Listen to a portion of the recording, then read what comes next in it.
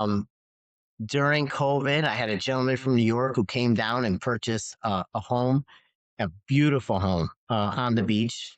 And, he was from from Long Island, comes down, purchases the house. And it was crazy because he purchased a house like sight unseen through a FaceTime, which that's like another story in itself. But anyway, comes down, buys the house. It's like a Sunday or a Saturday afternoon. Now it's COVID. It was in the afternoon. We're home, we're on the boat, we're driving, we're having a good time. We have a bunch of people hanging out. My phone rings and it's him. And I power down the boat, shut the radio off, and my buddy's yelling at me, like, what are you going to do? Answer your phone in the middle of like driving? So I shut the thing off, I answer it, and it was one of my, it was a guy I just sold the house to. And he's like, Vinny, we're outside a restaurant where I got 4 people that just came down. We're trying to get into this restaurant. Oh, we can't get in. It's where anything you could do for us. I'm like, well, what restaurant is it? And he gave me the name, and it was my cousin's restaurant, which was great. So I called him and I said, listen, I don't care what you're doing, you got to clear out a table, you got to get a table of 6. And he's like, I can't do it. And I'm like, you have to do it. So long story short, I called him back. I said, if you could be there in 25 minutes, he could get you a tabletop for 6. So he's like, you're kidding me, this guy is great. So yeah, so we got him in there, and that was great. But I that was the one thing that woke me, like, lit a switch in me where I was like, man, this guy is like sitting at his house with all of his family and friends. He didn't go online. He called me to help him out. Welcome to a series of unfortunate real estate events, a podcast where we talk about real issues that come up from the time properties go under contract to the time that they close and what actually happens during that process. What you can learn, actually, I'm going to redo this, so I'm going to start over. Welcome to a series of unfortunate real estate events, a podcast where we talk about real issues that come up from the time a property goes under contract to the time it actually closes and what the real estate professionals can learn from them. This week, I'm joined by Vinnie Valentino from EnRise Realty Services, and we're going to walk through a few closings that just didn't go to plan and talk about ultimately how they played out. Welcome. Thank you for joining us, Vinnie. Pleasure. Tell us a little bit about yourself. My name is Vinnie Valentino. I am a broker owner of EnRise Realty Services here in Southington, Connecticut. We pretty much love building things, relationships, businesses, projects, opportunities, anything real estate. Just happens to be kind of where we fall into. Come from a background of growing up in a DJ business with my dad, worked alongside him from like 11 years old on, just building relationships and providing our clients' needs. So you have a different approach than most, right? Yeah. You come from a background of being in the DJ world, which is still dealing with people, but it's a little bit different. Yeah. So I mean, it translates a lot to real estate because I mean, a lot of people, a lot of being with brides, a lot of brides think that their wedding is, um,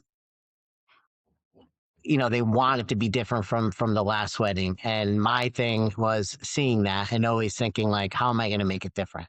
And I think with real estate, it's sort of the same thing. Like people come in and they're, how is my real estate experience going to be different from my sister's real estate experience? So it constantly was like evolving throughout. Yeah, and I've got the insight of knowing you. So, one of the things I've always been fascinated with you is you kind of think of this as not just, okay, how do I touch people for getting their real estate needs, but kind of beyond that, right? I know when you're in the DJ world, it wasn't just DJing, you added to your packages, right? So it was other. So I started noticing in the beginning of DJing is that people would get engaged, they get the ring, and then all of a sudden, they're sitting in our office to talk to us. And they had maybe the venue, but they know they had their date and they know that they wanted me to do the music.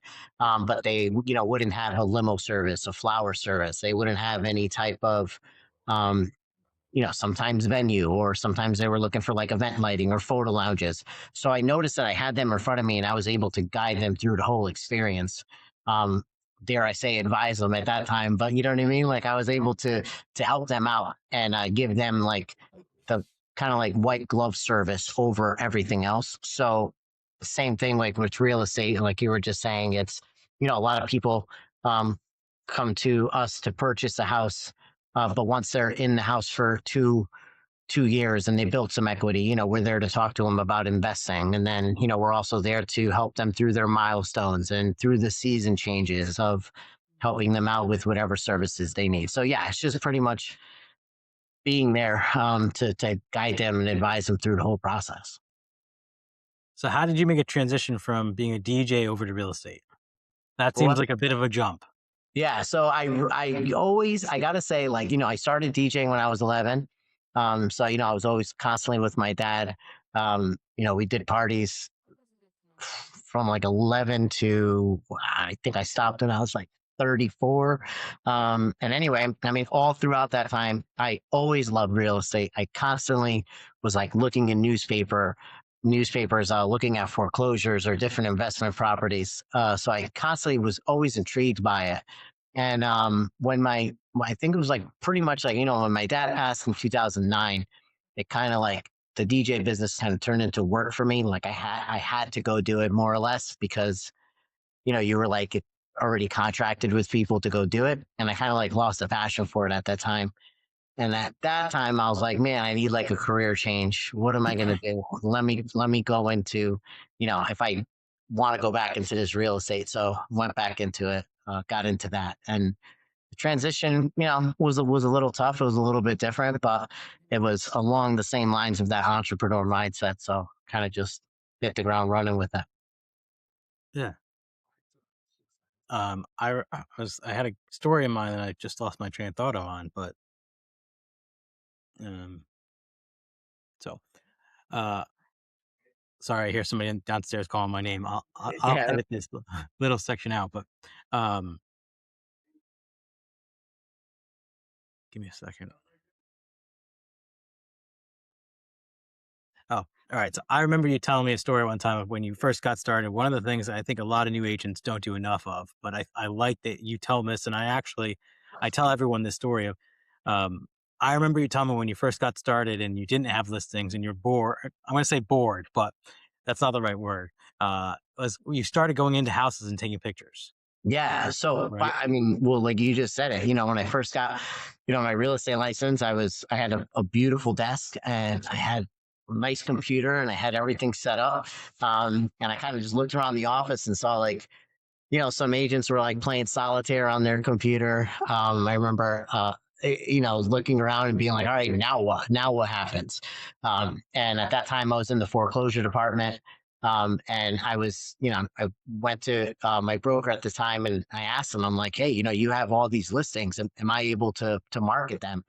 And he said, yeah, absolutely. So I printed out every single listing that he had, which was like 25 or 26 at the time, and drove around to each one and, with my phone, just took pictures of it and was just posting it on my social media. Um, and I think that is like kind of what, I did that for like a week straight. And then what I noticed was when I started running into people, they're like, wow, man, you're all over the place. You're busy. And I'm like, well, I really don't have any business, but I started getting it. Like they started asking me more and more questions. And the fact that I was driving to these houses and looking through them was also helping me learn along the way. Yeah, I mean that's a great little lesson, right? For a new agent, if you're bored or looking around and you see everyone playing solitaire, I like that. Right? Yeah. Go ask your broker, go ask agents in your office if you can go to their listings, take some pictures. Now it's probably not pictures and it's doing little videos, but it's a great little strategy to get out there. It puts it out to your friends and family that your business is, I'm going to say it this way, successful. Yeah, I It, mean, there's a billion-dollar industry surrounded um, by people setting their DVRs or making sure that they're home to watch HGTV and these different shows, or Flip That House, or all these real estate shows. So people are intrigued by real estate. I have to say, like it's somewhat right. sexy, right? Like everybody wants to know about it. So yeah, I mean, if you're in an office, like you just said, I think that's excellent. If you're in an office that has listings, and you're able to go and do a video walkthrough of them or talk about them or talk about a coffee shop that is really close to that listing or a pizza place that's close to that listing. I mean, those are all great ways of getting yourself out there and gaining traction. Oh yeah, it's a great way, and if you go to a listing and then show people around town, what pizza place owner's not going to take 2 minutes to talk to you, right? 100%. And they're I going to remember you. I mean, we talk about it all the time. Your goal is to be your client's Google, right? yes, yes, I think that's stuck with me. The only thing I could say is stuck with me. That's as long as we've known each other, that anybody's told me in my career is that one line, and it's true, right? Our goal is to be everything for our clients. yeah. I mean, you're there for them if you think about it. Like, no, you're there for, yes, the most important transaction, like just like a wedding. I'm there to DJ a wedding, but then when they have a kid, they should call me for the baptism, and they would. I would DJ a baptism, and then there was parties where that kid grew up and I DJ'd their first communion, then I DJ'd their confirmation, then I DJ'd their wedding. Like, I've seen people through weddings, like through DJing just their weddings and then DJing like their kids' events. And I think that's a true testament to us as in our industry. Like, we should never have past clients, they should be, No, if they're clients, they're your clients. So I think that's true. Yeah, they should want to come to us. We should be, when we're in this industry, we should know a plumber right now. We should know a contractor right now. We should know everybody right now to give, to help you out. You shouldn't have to go through the paper. You should be like, hey, let me call Vinny. Let me call Kishore. yeah. They're my guy. They're going to help me out. Well, I got you. I got to get you to share the story of, I don't remember who it was, but you had a buddy that wanted to get into a restaurant. Oh, Jeff. Yeah. I mean, this is, I'll go full story on it, but this is, um, during COVID, I had a gentleman from New York who came down and purchased a home, a beautiful home on the beach. And, he was from from Long Island, comes down, purchases the house. And it was crazy because he purchased a house like sight unseen through a FaceTime, which that's like another story in itself. But anyway, comes down, buys the house. It's like a Sunday or a Saturday afternoon. Now it's COVID. It was in the afternoon. We're home, we're on the boat, we're driving, we're having a good time. We have a bunch of people hanging out. My phone rings and it's him. And I power down the boat, shut the radio off, and my buddy's yelling at me, like, what are you going to do? Answer your phone in the middle of like driving? So I shut the thing off, I answer it, and it was one of my, it was a guy I just sold the house to. And he's like, Vinny, we're outside a restaurant where I got 4 people that just came down. We're trying to get into this restaurant. Oh, we can't get in. It's where, anything you could do for us. I'm like, well, what restaurant is it? And he gave me the name, and it was my cousin's restaurant, which was great. So I called him and I said, listen, I don't care what you're doing. You got to clear out a table. You got to get a table of 6. And he's like, I can't do it. And I'm like, you have to do it.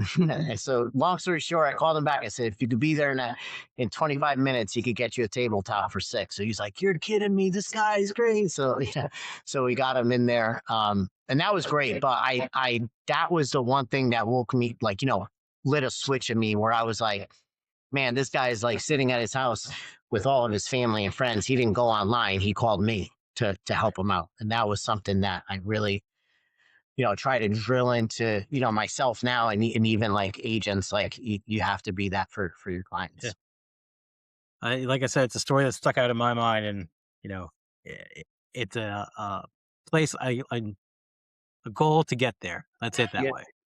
Right. It's one of my goals to get there, that our clients are calling us to find out, the best pizza place in town or whatever it is. Right. We want to be that resource to our clients.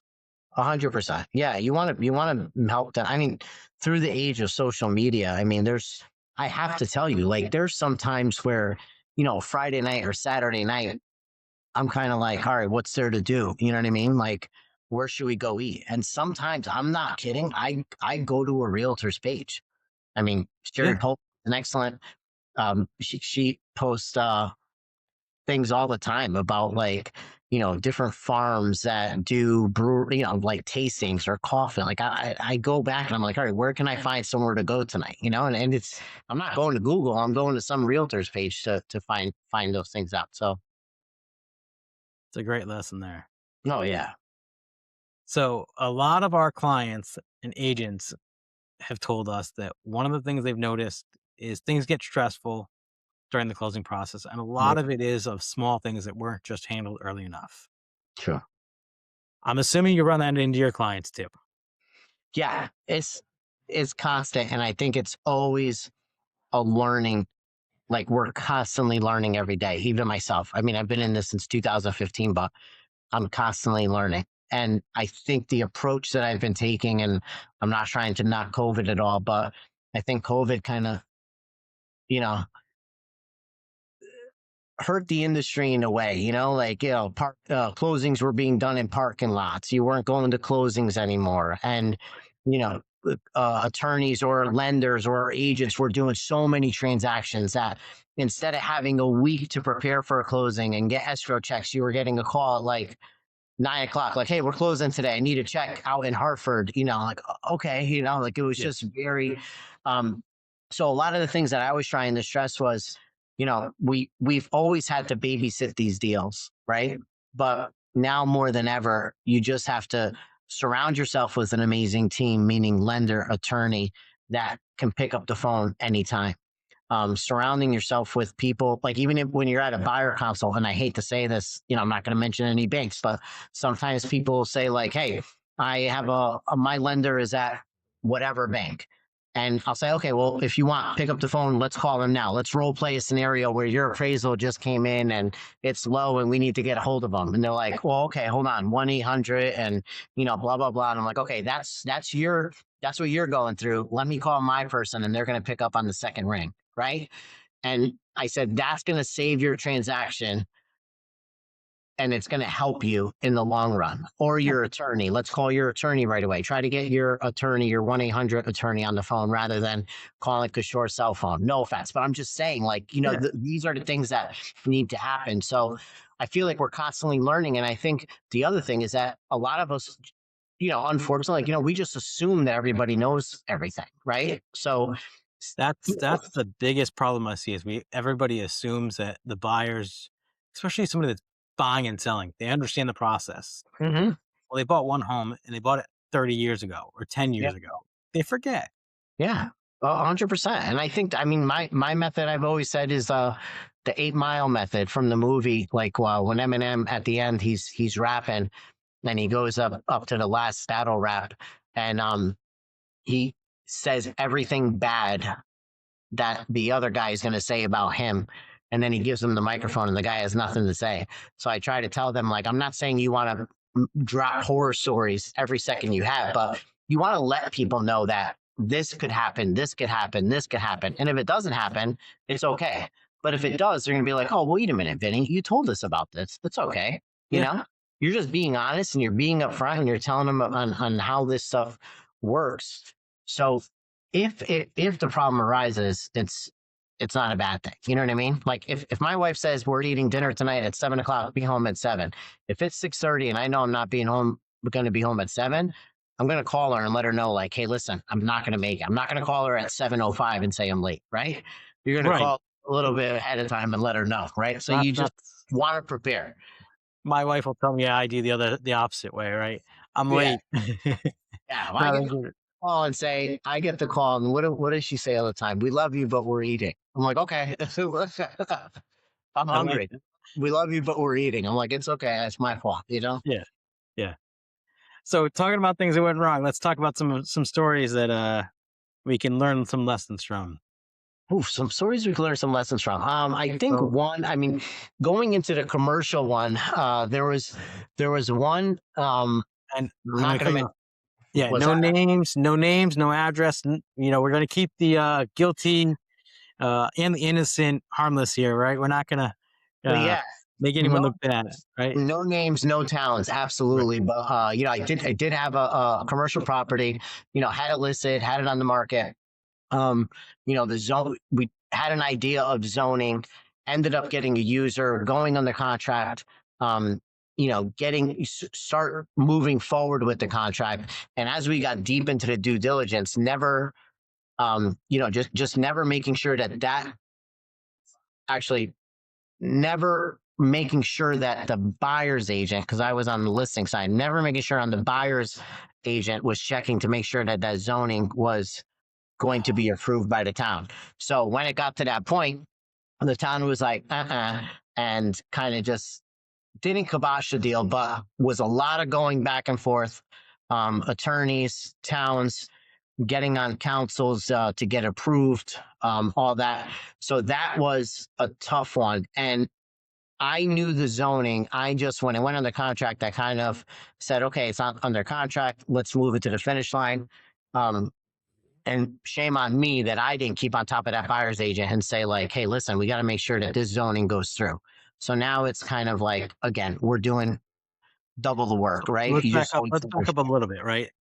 We need a little bit more kind of getting this on this. So you had a building. What was it zoned for?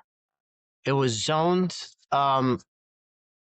commercial, but it was not zoned for indoor storage. Okay. So that was kind of like, And that's what the buyer wanted. They were buying it for indoor storage. yes. I mean, And I was like, wow, okay, this is great. I mean, and it's crazy because I ended up contacting the company to get them to come down, and then they, okay, we have a buyer's agent. Okay, no problem. Let's do the deal. We got it done. But then, when it got to that, I never went back to the town and said, hey, this is what they're looking to do, because I thought buyer's agent is helping them out doing the due diligence. Which would make sense, right? You would think that the buyer's agent would be the one to do that. So, all right, so it's zoned for commercial, but not indoor storage. Buyer's agent doesn't do it. I got to jump a little bit ahead here and then we'll come back. Did it ever close with that buyer? Yes. Okay. I didn't want to leave everyone in suspense. I don't want to leave myself in suspense. All right. No. It closed. It closed with a lot of phone calls to the town hall, which I'm super close with the guy now, and I love it because we have some other things going on there, so it's good. So you picked up the ball that the buyer's agent dropped. You ran with it. You coordinated everything with the town. How long did that take? We were delayed about a good 2 months. Okay. Yeah, which wasn't. I mean, it helped out. Thank God. I mean, it didn't like cause a huge problem with the financing or anything. So that was good. But yeah, but that's still stressful, right? I'm thinking this from like, all right, I'm in the seller's shoes or the buyer's shoes. I'm going to actually say the seller's shoes because it's your client. I'm probably freaking the hell out right now. Yeah. Right. So any thoughts on what you did or any insight in what you did to keep your client calm, even though you now had to also manage the buyer as well? Well, I did tell him that. So when I went back to the seller, I said, "Hey, what we're trying to work through is making sure that it kind of fell into the due diligence period. So I'm like, the buyer is making sure that they're going to be able to use the property for what they need, and this falls into the due diligence period. And to be honest with you, Kishore, at that time, I was completely like, I told the sellers, and the sellers did say, oh, it's been tough for us too to get what we needed here, so we understand that the town's being difficult. But I did say like, hey, you know what, I should have looked at this way before, before we accepted the contract. We should have looked at that. So I was honest. It's better being honest than just saying like, hey, I kind of, Yeah, I mean, listen, when you own it, your clients treat you a little bit differently rather than you try and blame everybody else. And in that situation, I arguably, I don't even know you made a mistake, right? I just trusted. I think that and you shouldn't say that because I don't want to knock Colebrook, because we definitely obviously love Colebrook and everything like that. But it's almost like a conversation up front that I strongly have now, especially with commercial property. Like, hey, what is your client looking to do? This is the list of zoning that is on this property. If it falls into this, fine. If it doesn't, and you guys need a zoning change, that's going to be in your due diligence, and my seller is not taking care of it, or my seller is prepared to help you out with it. So that's like another thing that I change now when I'm listing commercial properties or talking to people about commercial properties. Which we don't do a whole lot in the commercial space, but I've been involved with one commercial transaction. I don't think the agents even talked about that, right? And maybe it's because I was buying an office building versus a empty building, but Yeah. I think you're right. I think that's that's something different. I don't hear that often, and maybe it's because I'm also in a different world, right? I'm mainly on the residential side. But do you run into that often where you have listing agents say, "Here's the approved items or the approved uses for your building" early No, on? no, we don't. But I could tell you that I'm doing it. Yeah. Even in this building, and whatever that we're representing now, if somebody comes, I mean, it's in the LOI, it's in the lease, that the due diligence with the town, like they would have to make sure that they have permitting and everything before like even a letter of intent is signed. So we're really going, and that goes into a little bit more of what we offer as far as consulting, advising, right? Yeah. Like we're not just saying like, oh, you want to put a golf simulation place in this building. That's cool. Like, hey, I'm gonna go to the town. I'm gonna talk to them. I'm gonna see if it's a if you could do that, and if you could do it, what's needed to do that? Because it could be an extra $25,000 that you need to spend. Are you prepared to spend that? Like those conversations are always good to have up front rather than get to the finish line and then be faced with that. It sounds like you're advising, and I'm saying that purposely, Yeah. both buyers and sellers when you're getting your transactions done because you're taking it a step that I don't think a lot of agents do. Right. No. Yeah. Here's the approved uses of the property. I really like that. Right. I think that's highly unique. I'm taking the approved uses of the property and I'm sharing with them you. If you fit in this, great. If you don't, we need to plan a little bit differently. 100%. Yeah. Yeah. Yeah. Well, I want you to also, and this is because I know this. I know there's a closing you had that went. I don't want to say it went sideways because I don't think it did. But I remember we talked about a closing where you had a client that listed their property as is and their deck was falling off the house. Um, I want you to tell me a little bit more about that story so we could share that with people because I thought that was a great way that you handled that. Do you know what I'm talking about as I'm saying this? Oh, I do. I do. Was that I'm trying to think. I mean, again, we don't want to say the names, but It was a deal you had. I think it was a friend of yours. They were selling their house.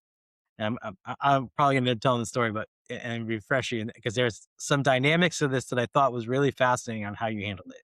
oh yeah, you might have to remind me. I'm trying to think. Was it I don't want to say the name of it. Yep. So it was a deal that you had where the deck was coming off the house, and you had imp- used AI to figure out how to best explain it to the client so that they weren't angry.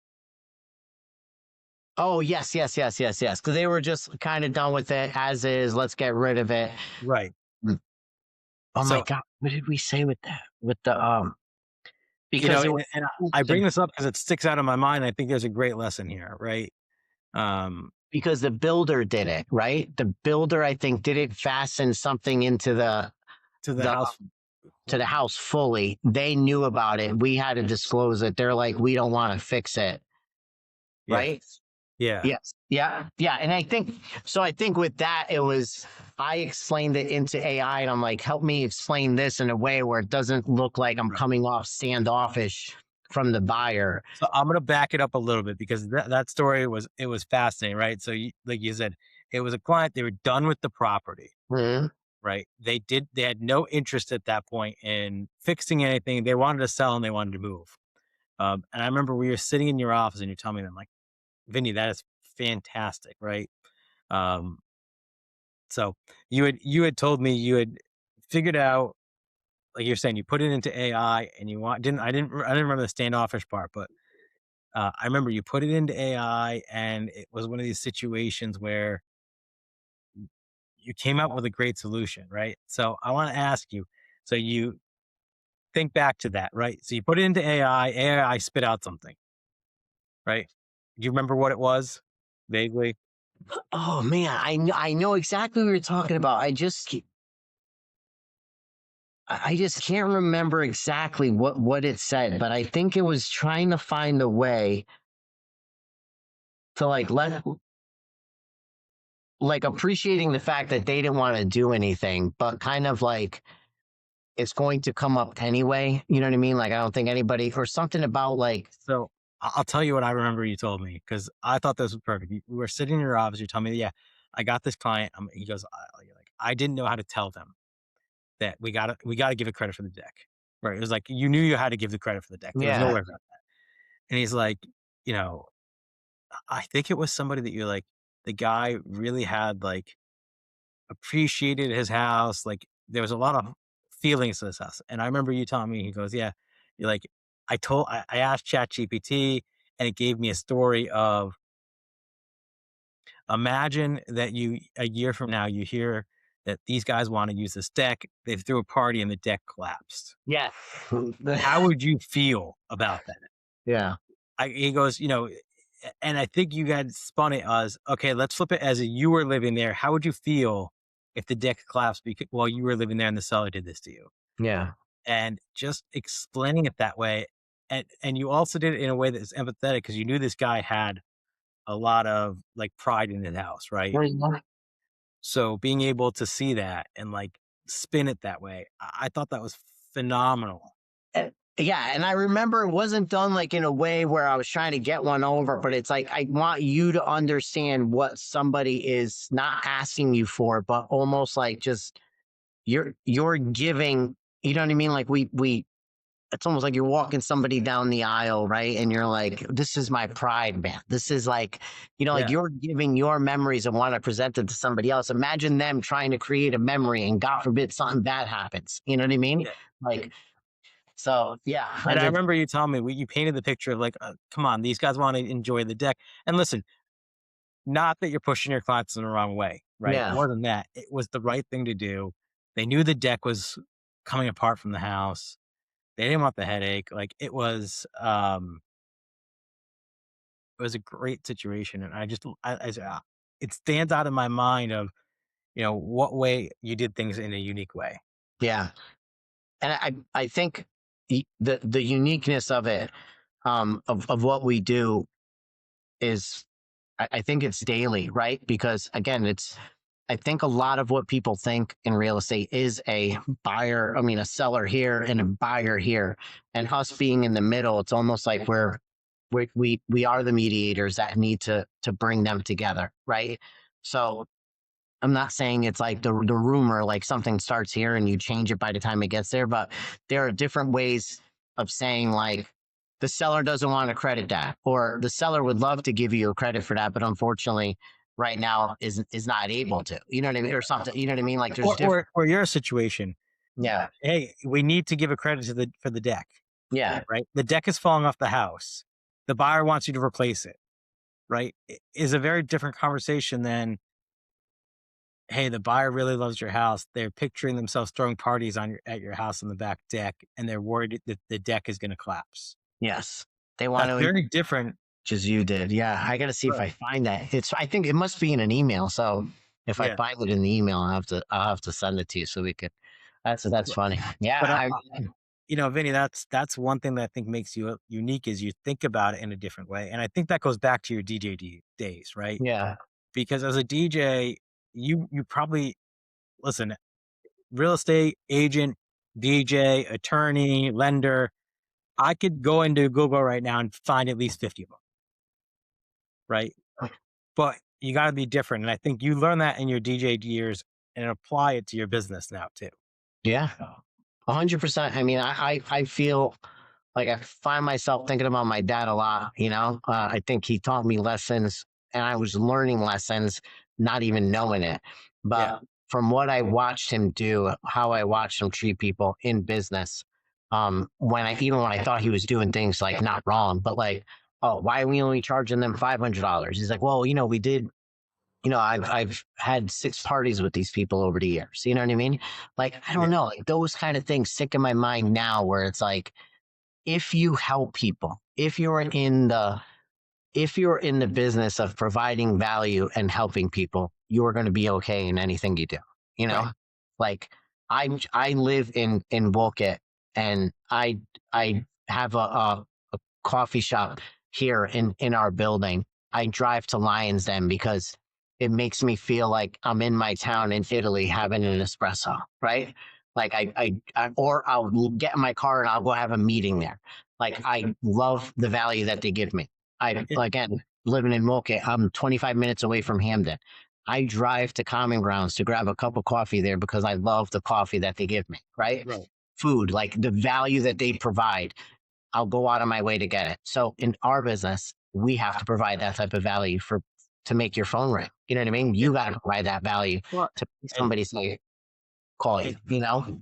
and you did that, right? Like the both the clients, right? Okay, fine. The first with your commercial deal, fine. You could have done things differently, right? But I mean, that's every case. But Yeah. you learn something from it, and you're using it to build value for your future clients, Hmm. right? I don't know that there's anything that went wrong with the last deal where the deck was falling off, but you used your skills to help them understand why the buyer wanted this, rather than you go into them and say, "Hey, we need to give a $10,000 credit for the deck," and they're going to tell you to go F off, right? And be pissed off at the buyer, right? Whereas you knew it's the right thing to do, they knew it's the right thing to do, and when you explain it to them in a different way that is not like as pushy, A hundred right? percent. Yeah. And I think that makes again, like sometimes I hear of agents like getting an email from somebody, like a counter offer, getting an email and then just taking that email and forwarding it over to the other agent. And drives me nuts because I'm like, well, did you explain the counter offer before you send it off to the other agent? Because that agent might take that and forward it over to his client. And there's no communication. Like you have to take that counter offer and explain it to the buyer's agent so he could go explain it to like there's so many levels to this. You know, it can't just be it's like you gotta massage every transaction. You can't just let it go, you know? Well, and Like I think that's you said it earlier. It's about educating people, right? And I'm going to steal this as well as the Google thing that we talked about, but you're educating them about what your offer is, well, right? You're not gonna you don't have to educate them about the process, but you have to educate them about what you're presenting, yeah. right? So I think education is key. It seems to be, I was on a webinar earlier. It seems to be the trend of today is education, right? You got to educate your clients and your even sometimes your co-counsel, your co-broker on my side, co-counsel of what you're trying to do. Yeah. Because it Yeah. comes across a lot nicer when you're coming from a tone of education rather than a scolding or shoving it down somebody's throat and making them take it because that's what you want. Yeah, I think in our profession now, a lot of people see what's online, just sold, just leased, under contract, sold in 3 days, $100,000 over asking. So it sets the mindset of I should go get my real estate license because I could sell a house in 3 days, right? And then it also puts into people's mind, well, why do I need a real estate agent when you guys are just putting a sign on a house and selling it, right? I mean, if you're telling the story, it's going to let people know how much of what we do is important and And why it's important.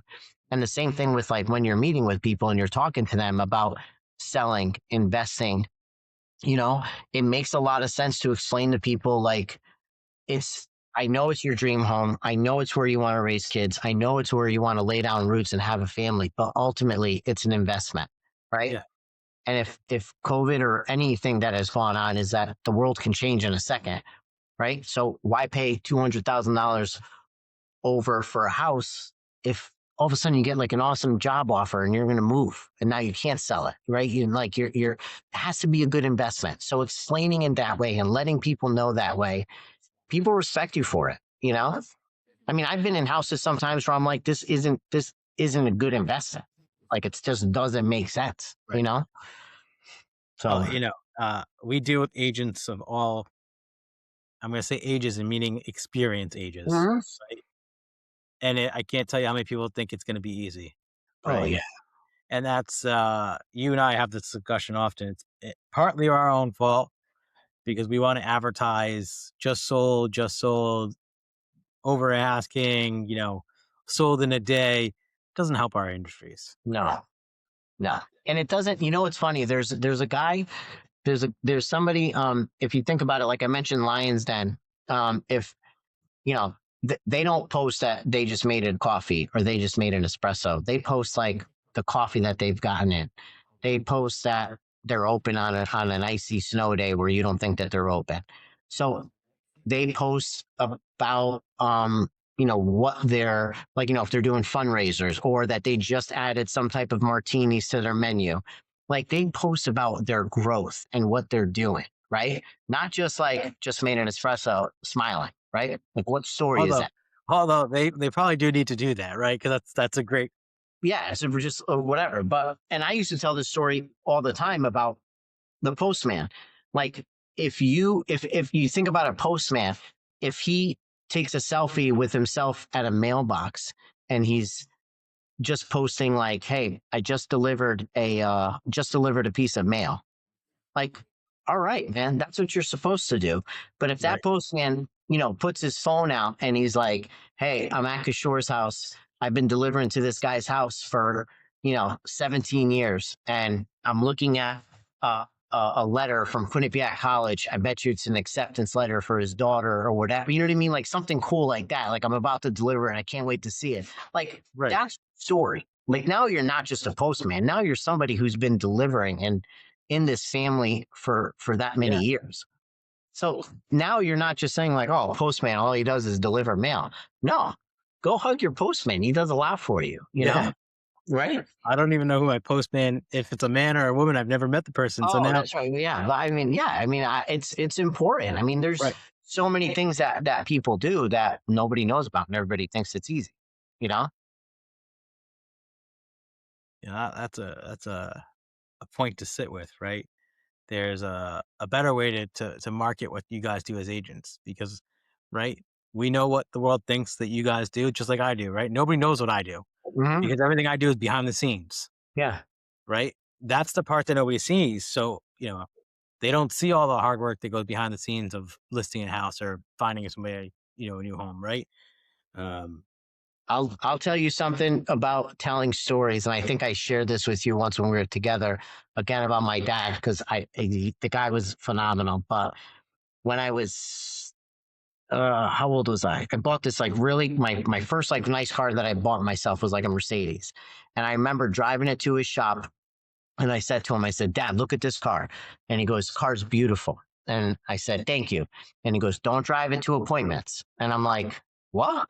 And he's like, "Don't drive it when you go talk to people."